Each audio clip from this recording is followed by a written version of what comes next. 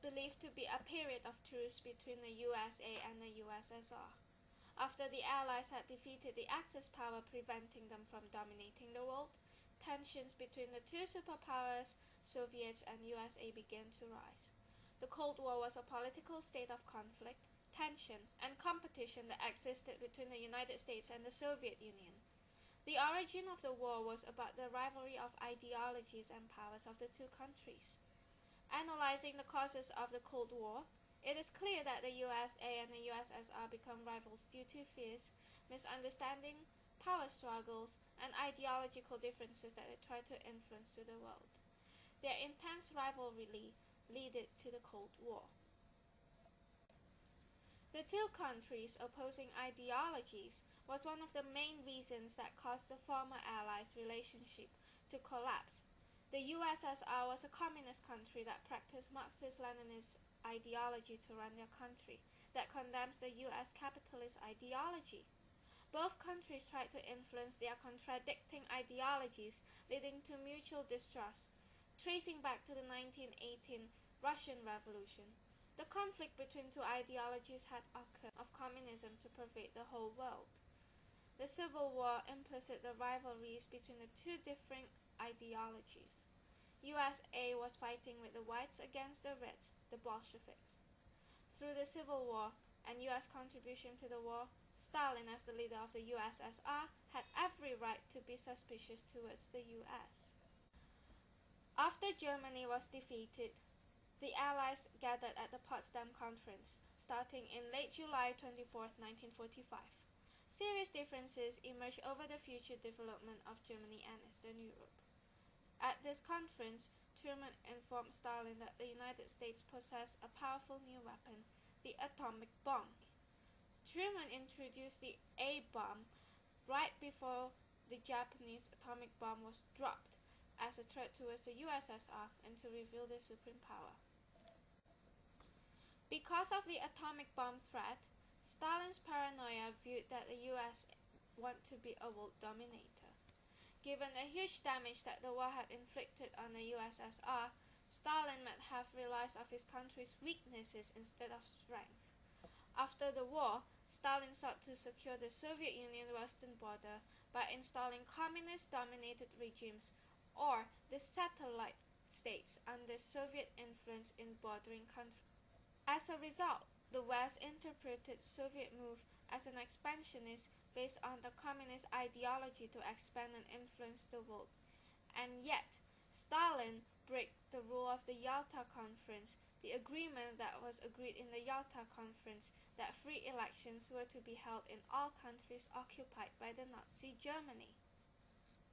In February 1946, George F. Kennan's long telegram from Moscow helped articulate the growing hardlines against the Soviets.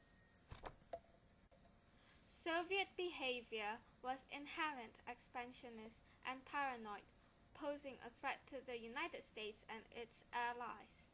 Kennan drafted the classic argument for adopting a policy of containment towards the Soviet Union. Churchill also made the Iron Curtain speech on March 5, 1946.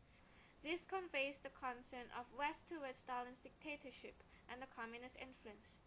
Churchill's speech supported the Truman Doctrine, Marshall Aid, and containment. The Truman Doctrine was established as a reaction of worry towards the Soviet policies.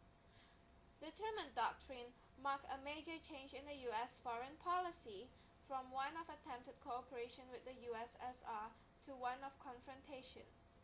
In the short term, the Congress agreed to fund Greece and Turkey, neither of which went to the communists.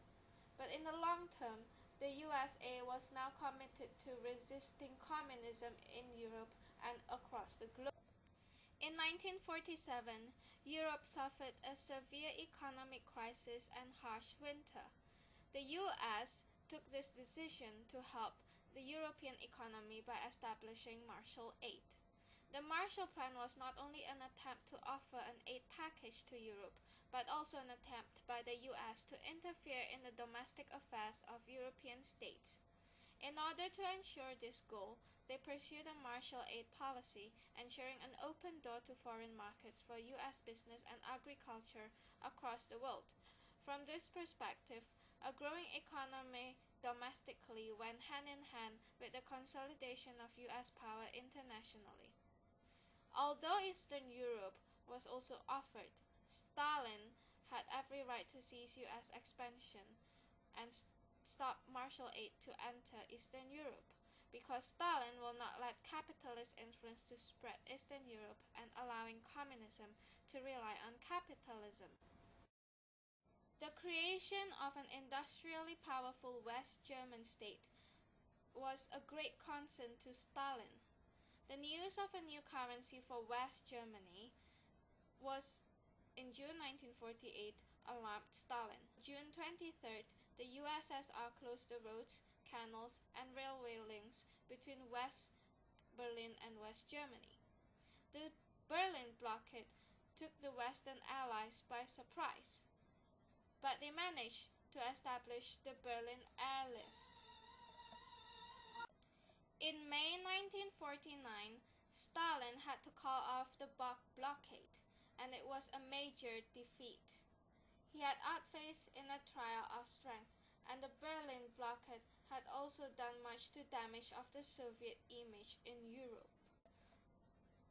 Supporting the view of the post-1991 school, we agree that the leaders' personal faults, fanatical beliefs, distrust lead to the outbreak of the Cold War that creates a mutual misunderstanding of each other's motives. Both sides fears of each other, but at the same time wants to influence their ideologies across the globe.